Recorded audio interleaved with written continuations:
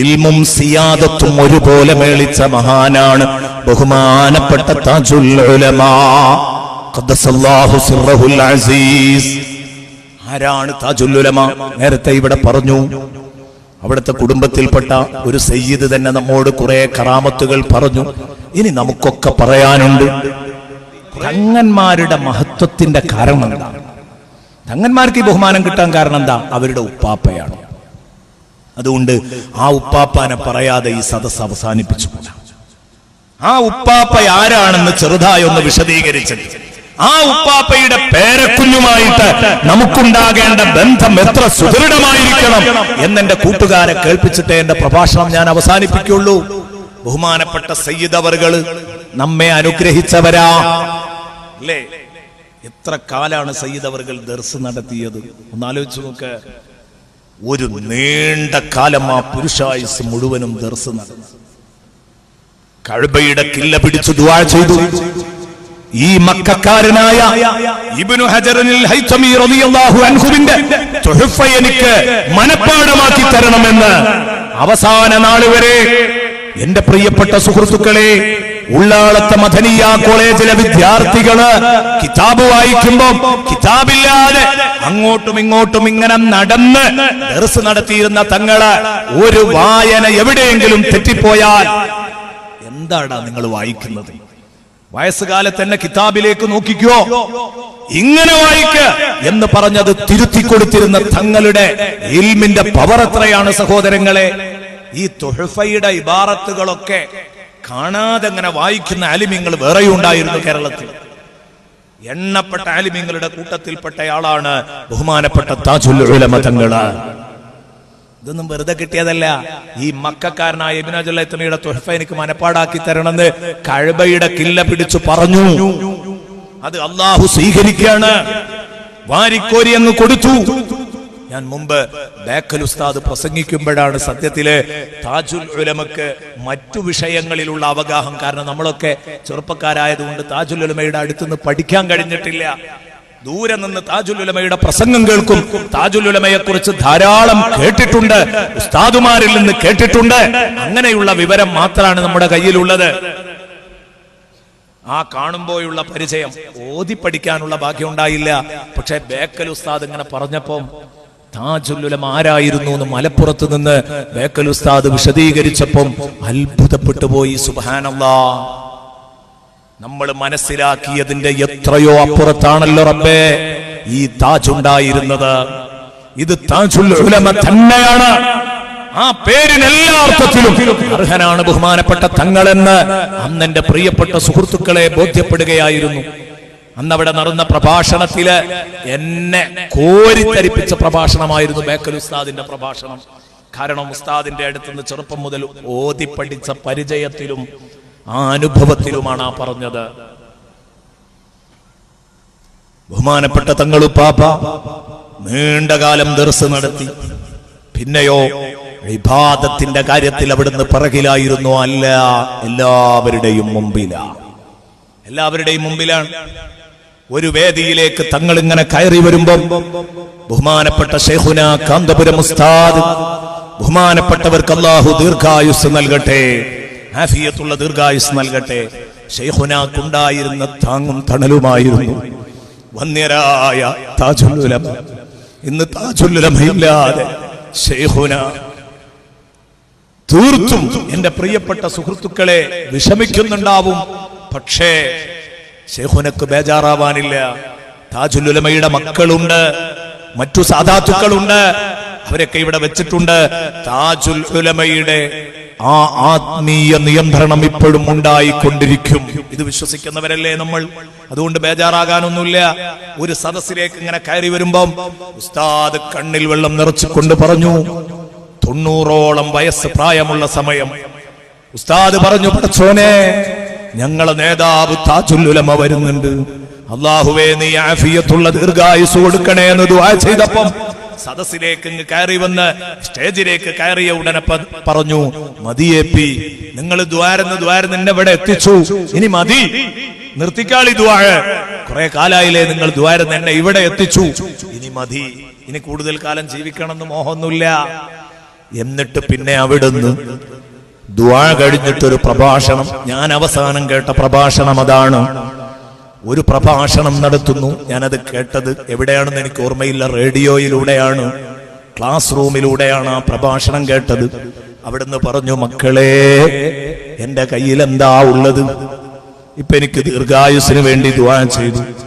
എന്റെ ഉപ്പാപ്പക്കല്ല കൊടുത്തത് ആകെ 63 വയസ്സാണ്. 63 വയസ്സാണ് എന്റെ ഉപ്പാപ്പ, ലോകത്തിന്റെ നേതാവ് അഷ്റഫുൽ ഖൽഖ് ത്വഹ റസൂലുള്ളാഹിക്ക് അല്ലാഹു കൊടുത്തത്.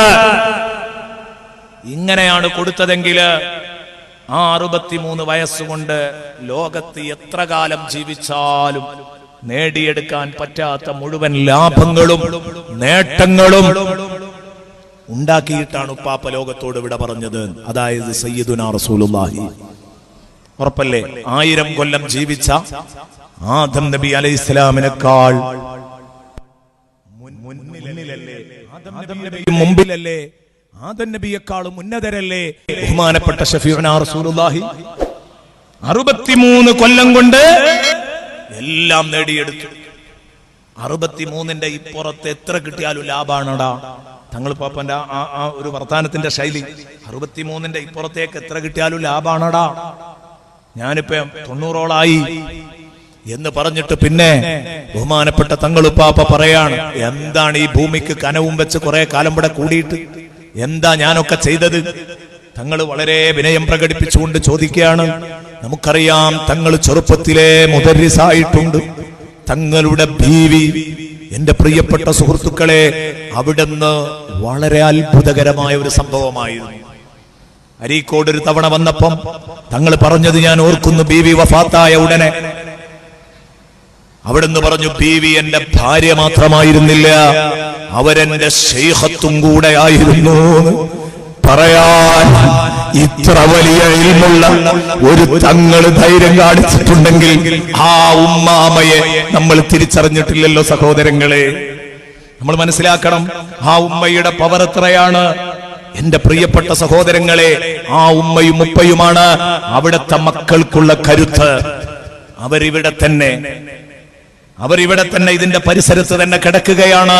അല്ലാഹുവേ, അവരുടെ 2 പേരുടെയും ബറക്കത്തുകൊണ്ട് സാധുക്കളായ ഞങ്ങളുടെ എല്ലാവരുടെയും മുറാദുകൾ നീ ഹാസിലാക്കി തരണേ അല്ലാഹ്. ദുനിയാവിലെ മുറാദ് മാത്രല്ല, അത് 2 കാശിന്റെ 4 കാശിന്റെ മുറാദുകളാ ദുനിയാവിൽ ഞങ്ങൾക്കുള്ളത്. പടച്ചവനെ, അവരുടെ ബറക്കത്തുകൊണ്ട് ഞങ്ങളെ ആഖിറം നീ നന്നാക്കി തരണേ അല്ലാഹ്. ഞങ്ങളെ ആഖിറം നീ നന്നാക്കി തരണേ അല്ലാഹ്. എത്രയോ സഹോദരങ്ങള് അങ്ങകലെ നിന്ന് മലപ്പുറം ജില്ലയിൽ നിന്ന് ഈ സദസ്സിൽ വന്നിരിക്കുന്ന സുഹൃത്തുക്കളെ ഞാൻ കാണുന്നുണ്ട്. എന്തിനാണ് ഇത്രയും ദൂരം താണ്ടി ഇവരിവിടെ എത്തിയത്?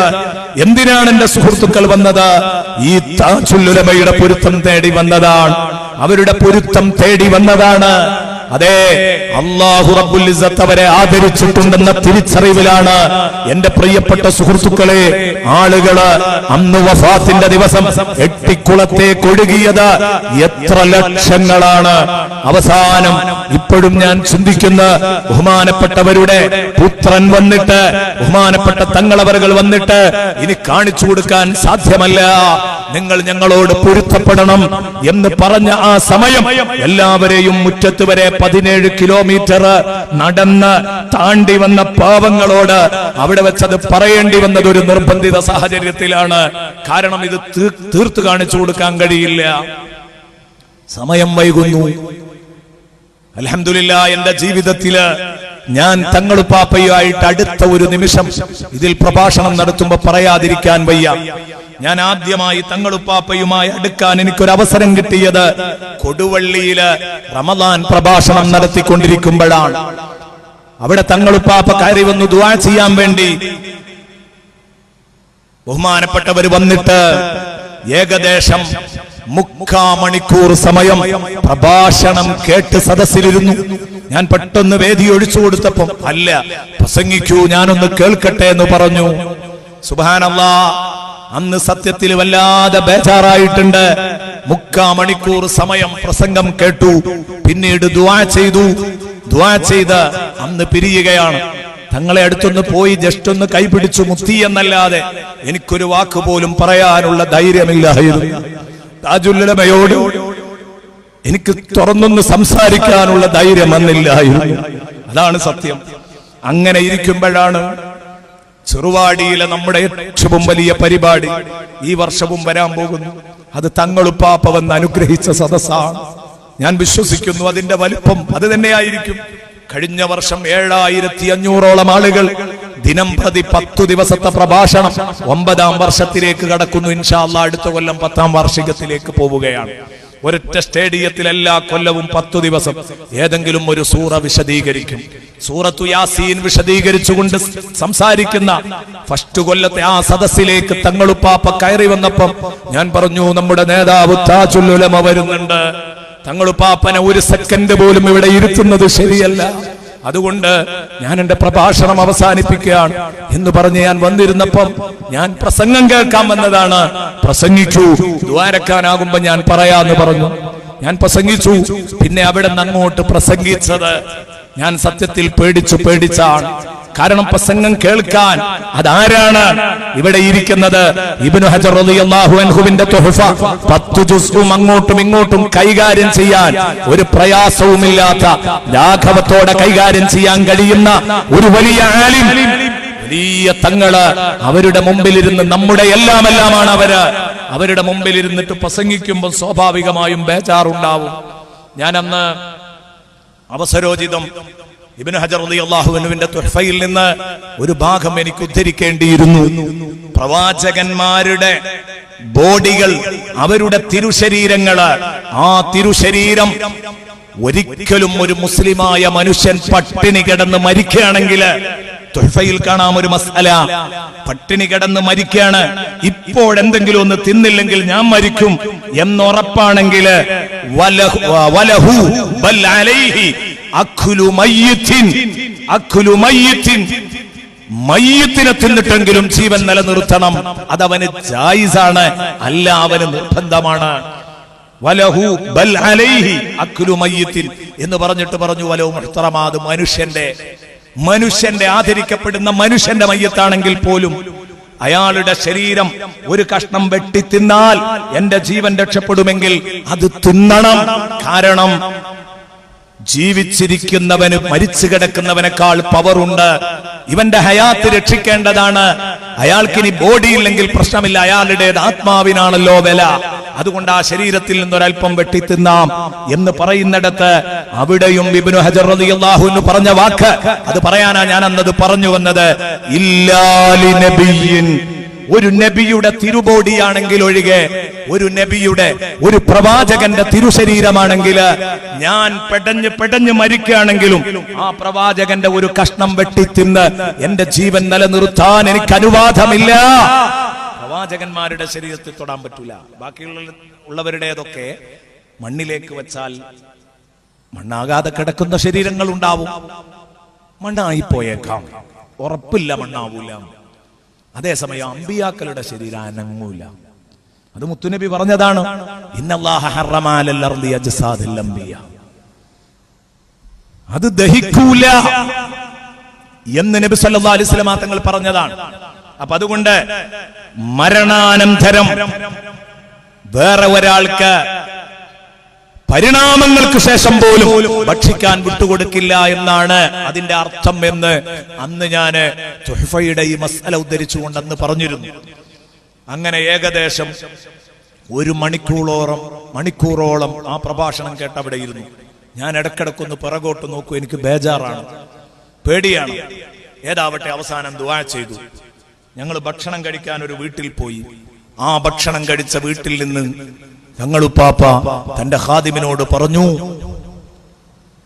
ആ വയല് പറഞ്ഞ മുസ്ലിയാരുടെ സത്യം പറഞ്ഞാൽ മുട്ടും അടിക്കുന്നുണ്ട് തങ്ങളടുത്തേക്ക് പോയപ്പോ. കാരണം 1 മണിക്കൂർ മല പോലെയുള്ള ഒരു ആലിമ് എന്റെ പ്രഭാഷണം കേട്ടപ്പോ അതിലുള്ള തിരുത്തുകൾ പറയാനാണെന്നാണ് ഞാൻ മനസ്സിലാക്കിയത്.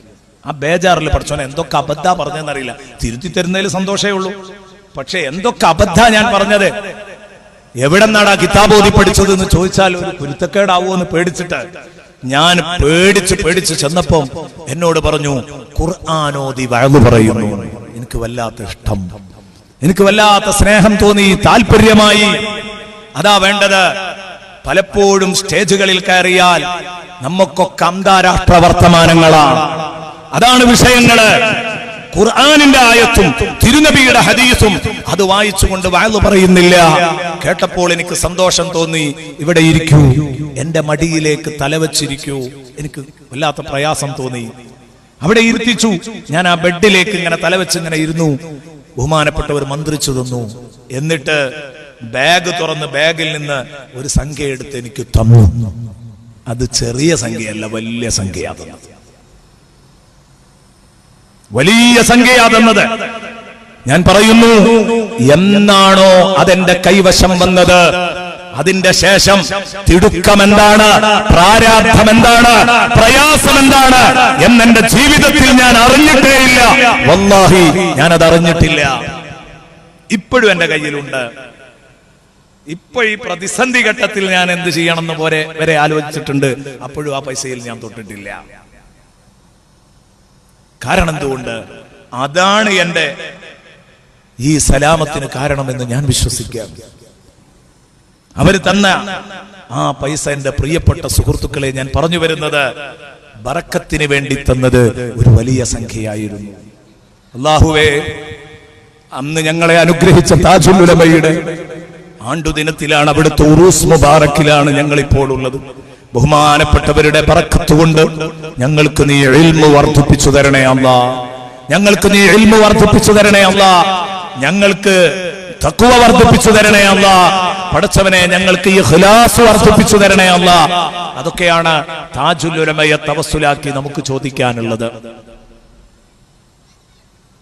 അങ്ങനെയാണ് സത്യത്തിൽ അടുത്തത്. ആ അടുത്തത് കൊണ്ട് താജുൽ ഉലമയുടെ വഫാത്തിന്റെ വിവരം അറിഞ്ഞപ്പോ ഞാൻ വന്നിട്ട് കുറെ അകലെയാപ്പെട്ടത്. ഈ 17 കിലോമീറ്റർ ഫുള്ള് ക്യൂ തന്നെയാണ്. ഉസ്താദേ, പോകാൻ കഴിയൂല എന്ന് പറഞ്ഞു. ഞാൻ കാണാൻ കഴിയൂല എന്ന് ഉറപ്പിച്ചതാ. അപ്പോണ്ട് ഒരു ചെറുപ്പക്കാരൻ ഇങ്ങനെ വന്നു. ഞാൻ മനസ്സിലാക്കുന്നത് അന്ന് ചെറുവാടിയിൽ നിന്നുണ്ടായ ആ ഒരു ആത്മബന്ധമായിരിക്കും അതിന് കാരണം. എനിക്ക് വല്ലാത്ത വിഷമം തോന്നിയിട്ട് ഞാൻ അങ്ങനെ പോകുമ്പോ എന്റെ ഉസ്താദുമാരൊക്കെ വഴിയിൽ നിൽക്കുന്നുണ്ട്. വല്ലാത്ത വിഷമം തോന്നിയ സമയമാണ്. ഞാൻ ഈ കൊണ്ടുപോകുന്ന ചെറുപ്പക്കാരനോട് പറഞ്ഞു, എന്റെ ഉസ്താദുമാരൊക്കെ വരിയിലുണ്ടല്ലോ, അതബുകേടല്ലേ? അദ്ദേഹം പറഞ്ഞു, ഉസ്താദെ, അതൊന്നും പറഞ്ഞപ്പം നടക്കൂല, എനിക്ക് അവരെ കൊണ്ടുപോകാൻ പറ്റൂല, നിങ്ങളെ വേണമെങ്കിൽ ഞാൻ അങ്ങോട്ട് എത്തിച്ചേരാം. അങ്ങനെ ഞാൻ പോയി. അങ്ങനെ അവിടെ എത്തി 2-2.5 മണിക്കൂർ ഇന്ന് ആ വീട്ടിൽ ഇങ്ങനെ ചെന്നിരുന്നപ്പോ ഞാൻ ആലോചിച്ചു, ആ റൂമില് ഇരിക്കാൻ കഴിഞ്ഞു. താജുൽ ഉലമയെ കിടത്തിയതിന്റെ തൊട്ടടുത്തുള്ള റൂമില് ഓഫീസ് മുറിയിൽ ഇരിക്കാൻ സാധിച്ചു. ഒരുപാട് യാസീനുകൾ ഓതി, ഒരുപാട് ദിക്റുകൾ ചൊല്ലി. നമുക്ക് കിട്ടിയ വലിയൊരു ഭാഗ്യമായിരുന്നു. ഞാൻ പറയുന്നത്, നമ്മൾ ജീവിതകാലത്ത് അവരുമായി വെച്ച ഹൃദയബന്ധം അത് അല്ലാഹു വെറുതെയാക്കൂല. പലപ്പോഴും ഞാൻ പറയാറുണ്ട്, താജുൽ ഉലമയെ പറ്റി അനാവശ്യമായ കാര്യങ്ങൾ പറഞ്ഞ് പ്രചരിപ്പിക്കുന്നവരോട് ഇത്രയും സമയം നമ്മൾ അവിടെ ഇരുന്നപ്പോൾ നമ്മൾ അത് കണ്ടിട്ടില്ല. വളരെ നല്ല അന്ത്യം, ഏറ്റവും നല്ല ഖാത്തിമത്ത് ബഹുമാനപ്പെട്ടവർക്ക് ലഭിക്കുകയാണ്. അവസാനമായി പടച്ച റബ്ബ് എന്ന ചിന്തയില് ദിവസങ്ങളോളം ഒഴുകി മരിക്കാനുള്ള ഒരു അവസരം ഒരു മനുഷ്യന് ലഭിക്കുക എന്ന് പറയുന്നത് ചെറിയ ഭാഗ്യമല്ല സഹോദരങ്ങളെ. അല്ലാഹു റബ്ബുൽ ഇസ്സത്ത് ആ താജുൽ ഉലമയുടെ കൂടെ അല്ലാഹു നമ്മളെ എല്ലാവരെയും സ്വർഗ്ഗത്തിൽ ഒരുമിച്ച് കൂട്ടിത്തരട്ടെ. ആമീൻ എന്ന് ദുആ ചെയ്യുകയാണ്. ഞാൻ പറഞ്ഞു വന്നിരുന്നത്, താജുൽ ഉലമ തങ്ങന്മാരുടെ നേതാവാണ്. ഈ കാലഘട്ടത്തിൽ എല്ലാവർക്കും നേതൃത്വം നൽകി നമ്മുടെ മുമ്പിൽ നിന്ന തങ്ങളുമാണ്, പണ്ഡിതനുമാണ്.